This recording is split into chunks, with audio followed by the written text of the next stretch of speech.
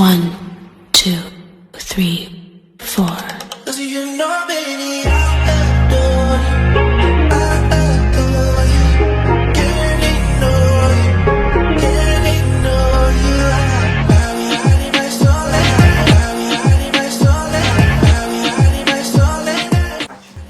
Hi to all my Andaman lovers. So party season just got a new upgrade. So मैं आप सबको बताना चाहूँगी कि गोइंग कार्स आप सबके लिए लेके आ चुका है न्यू ईयर के नए पार्टी क्लोथ्स। मैं आप सबको बताना चाहूँगी कि ये कहाँ पे अवेलेबल है। That is Bathu Basti, Aberdeen बाजार, रंगत, दिगलीपुर एंड बम्बू फ्लैट।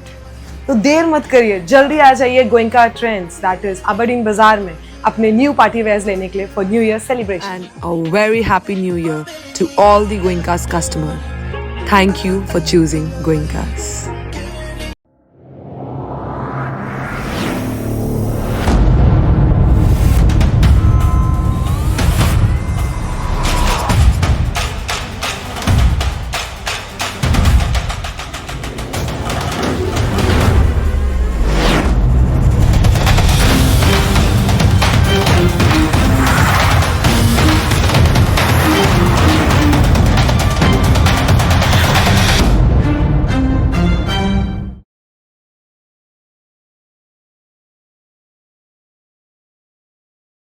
जय हिंद।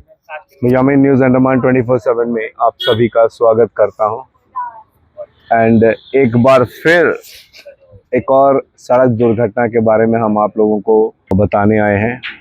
बड़े अफसोस के साथ कहना पड़ रहा है हमें कि हमारे द्वीपों में हम देख रहे हैं कि ये सड़क दुर्घटनाएं कम नहीं हो रही हैं। 31 दिसंबर आधी रात को जो सड़क दुर्घटना हुआ था लंबा लाइन लेमन ट्री होटल के सामने, उसके बारे में हम आप लोगों को हमने बताया। फिर उसी रात 12:30 के आसपास डीजीपी बंगला के सामने 1 जनवरी को एक सड़क दुर्घटना होता है और बहुत ही ख़तरनाक तरीके से होता है कि जो उसमें चोटिल होते हैं उनकी बहुत बुरी हालत होती है, जिनमें से एक की तो मृत्यु भी हो जाती है। एंड जो डीजीपी बंगला के सामने जहां जिनका एक्सीडेंट हुआ था वो व्यक्ति इस वक्त जो है अस्पताल में है, ज़िंदगी मौत के बीच में है। हमारे डॉक्टर्स लगे हुए हैं उनके इलाज के लिए, मगर अभी फ़िलहाल कुछ नहीं कहा जा सकता। हमने उसकी एक अपडेट भी आप लोगों के समक्ष रखी। एंड तभी हमें आज सुबह जो है एक सड़क दुर्घटना का खबर मिलता है और वो है हमारे अंडमान निकोबार के लिटिल अंडमान आइलैंड। हडबे 5 नंबर उस जगह को कहा जाता है, रामकृष्णपुर का नाम है। वहाँ मुख्य रास्ते पर जो है एक मारुति अर्टिगा कार जिसका रजिस्ट्रेशन नंबर है एस सीरीज़ में 6671, जिसकी भिड़ंत होती है एक Honda CBZ extreme motor bike से जिसका रजिस्ट्रेशन नंबर है एच सीरीज़ में 4495। इस तस्वीर को देखकर ही आप अंदाज़ा लगा सकते हो कि ये भिड़ंत भी काफ़ी अच्छी खासी रही होगी, जिसमें गाड़ियों को तो नुकसान हुआ, साथ में जो ड्राइवर था CBZ बाइक का वो बहुत बुरी तरह ज़ख्मी हुआ है। और उससे जो है वहीं का जो अस्पताल है वहाँ पे एडमिट किया गया है, जहाँ पे उसकी इलाज चल रही है। बाइक तो डैमेज हुआ, साथ में तस्वीरों में आप देख सकते हो कि किस तरीके से अर्टिगा का जो लेफ़्ट साइड है वो भी काफ़ी बुरी तरीके से डैमेज हुआ है। एंड कार के कई हिस्सों में जो है काफ़ी डैमेजेस दिख रहे हैं। यह सड़क दुर्घटना की जानकारी हमें लिटिल अंडमान से मिस्टर देबू ने दी है, जिनका हम पूरे हृदय से धन्यवाद करते हैं। देबू हमारे मित्र हैं जिन्होंने हमको इस 2 दिन के सफ़र में बहुत सहयोग दिया एंड उन्होंने हमें वीडियो एंड पिक्चर्स, ये फुटेजेस भेजे हैं पूरी जानकारी के साथ में, जिसके लिए हम उन्हें आभार प्रकट करते हैं। एंड हम तमाम द्वीपवासियों से ये आग्रह करते हैं कि अगर आप लोगों के गांव, पंचायत में, वार्ड में कहीं पर भी ऐसी कोई घटना होती है जो आप चाहते हैं कि एक समाचार के रूप में तमाम द्वीपवासियों को पता चले, तो कृपया आप जगह, समय और दुर्घटना में जो हुआ है वहाँ के कुछ फ़ोटोज़ एंड वीडियोज़ बनाकर भेजें, तो हम फैक्ट चेकिंग करेंगे, ऑथेंटिसिटी जानेंगे एंड फिर हम उस न्यूज़ को डेफिनेटली तमाम द्वीपवासियों के लिए बनाएंगे, आप लोगों के समक्ष रखेंगे, ताकि आप भी हमारे द्वीपों में हो रही जो भी गतिविधियां हैं उससे अवगत रहें। इस रास्ते को हम चाहेंगे कि आप ध्यान से देखें।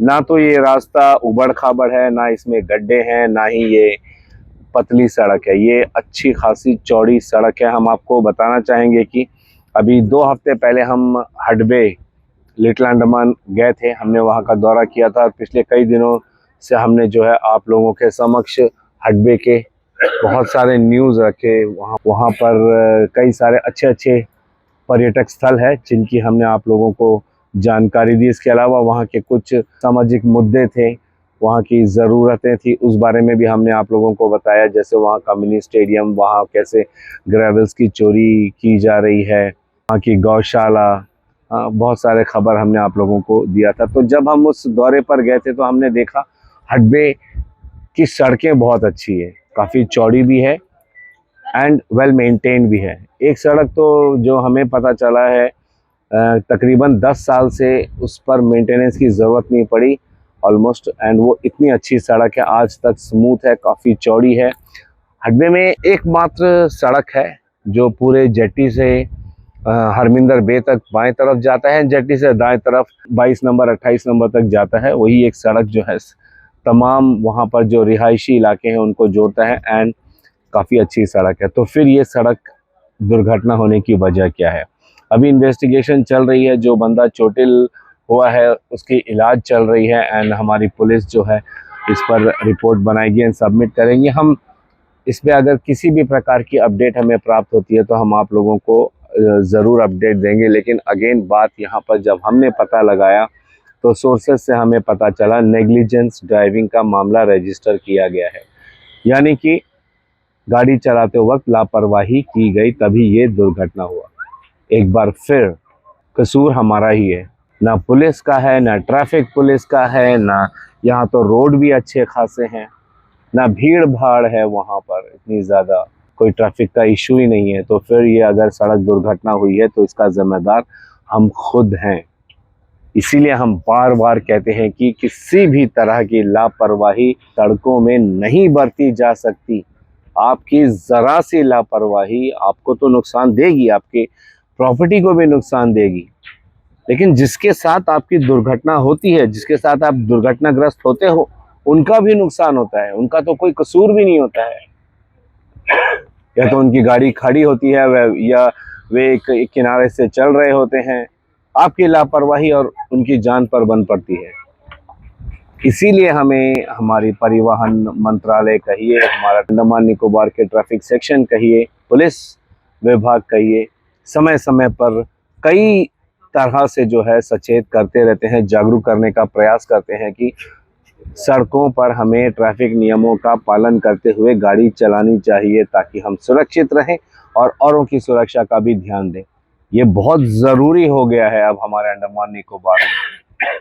जैसे कल के ही एक्सीडेंट वाले रिपोर्ट में मैंने कहा था कि इस वक्त जब मैं ये एक्सीडेंट की रिपोर्ट बना रहा हूँ आप लोगों को बताने के लिए, न जाने अंडमान के कौन से हिस्से में कहीं सड़क दुर्घटना हो रही होगी। ये आज के समय बहुत ज़्यादा हो रहा है और इस पर लाख हम पुलिस को बैठा लें, लाख हम ट्रैफिक पुलिस को यहाँ वहाँ तैनात कर दे, लेकिन जब तक हम खुद इसकी गंभीरता को नहीं समझेंगे, इससे होने वाले नुकसान को नहीं समझेंगे, ये नहीं रुक सकता है। पुलिस वाले हमें हमारी गाड़ियों को ड्राइव नहीं करके लेके जाएंगे, पुलिस वाले हमें सिर्फ नियम कानून बता देंगे। ट्रैफिक पुलिस ये देखेगी कि हम ड्रिंक करके ड्राइव तो नहीं कर रहे हैं, हम लापरवाही तो नहीं कर रहे हैं, हमने हेलमेट पहना कि नहीं पहना, सीट बेल्ट लगाया कि नहीं लगाया, गाड़ी चलाते वक्त हम कहीं मोबाइल का इस्तेमाल तो नहीं कर रहे हैं, यहाँ वहाँ तो नहीं देख रहे। ये इन चीज़ों का अगर पुलिस वालों के नज़रों में पड़ेगी तो वे हमें ज़रूर इस पर टोकेंगे, बताएंगे।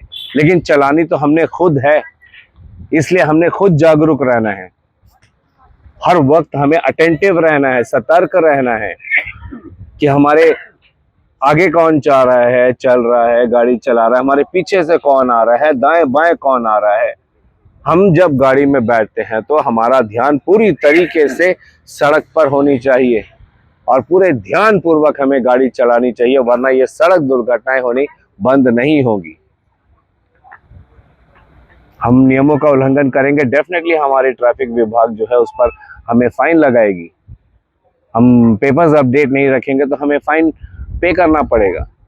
लेकिन ऐसे हादसों से, दुर्घटनाओं से अगर हमें बचना है तो उसके लिए हमें खुद सबसे पहले जागरूक होना है, पूरी सतर्कता के साथ सड़क में उतरना है, नियमों का पालन करते हुए हमने गाड़ी चलानी है, तो हम इस पर काबू पा सकेंगे। वरना अगला जब कोई एक्सीडेंट होगा, दुर्घटना होगी, तो ये दिल में ये डर लगा रहेगा कि न जाने इस बार कौन किसकी चपेट में आ गया।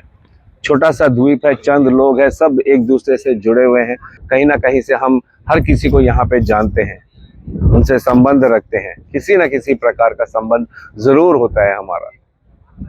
तो वे हमारे ही द्वीपवासी हैं जो इनमें चोटिल होते हैं, जिनकी ऐसी दुर्घटनाओं में जान जाती है। अगर इससे बचना है तो इसका सबसे पहला कर्तव्य खुद हम लोगों का है कि हम सतर्कता के साथ में पूरे ध्यानपूर्वक सड़कों पर गाड़ियां चलाएं। इसी के साथ मैं यामीन, न्यूज़ अंडमान 24/7। जय हिंद।